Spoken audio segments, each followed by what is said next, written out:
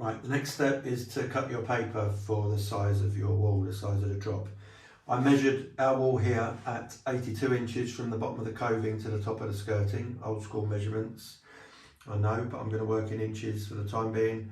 82 inches, but I need an excess of around 2 inches top and bottom to allow for anything not being perfectly horizontal. So I've cut this paper at 86, 82 is the wall, 2 inches top and bottom, 86. The bit of paper on my bench is 86 inches long. Now to match the pattern. The pattern here is a drop repeat, meaning if it was a straight across repeat, I'd be looking for this pattern here on there and cut there, because it tells me on the label it's a straight across match. It isn't. This is a drop match, which means you're looking for the pattern. If it tells you on the bench there to the next pattern, repeat here to here, as you can see, 65 centimeters, 42, whatever it is.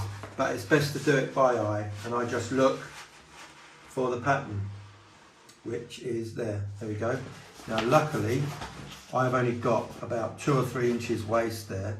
I could have missed that pattern and had to go right up to the next one, which is up here, and look at all that waste. That is why you only get 3. Even with that amount of waste, I'd still get 3 drops to a roll, but that's what I allow for. This time we're only going to get a few inches waste.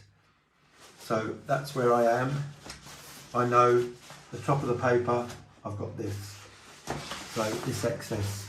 So what I'll do is get my pencil. I'll go back here, see where my pattern is, which is there, and then just with my eye, I just know, I'll just make a little tiny mark on the paper. That bit will be cut away, so you won't see that mark. Bring the paper over, put that little mark level, and that's where I'll make my cut.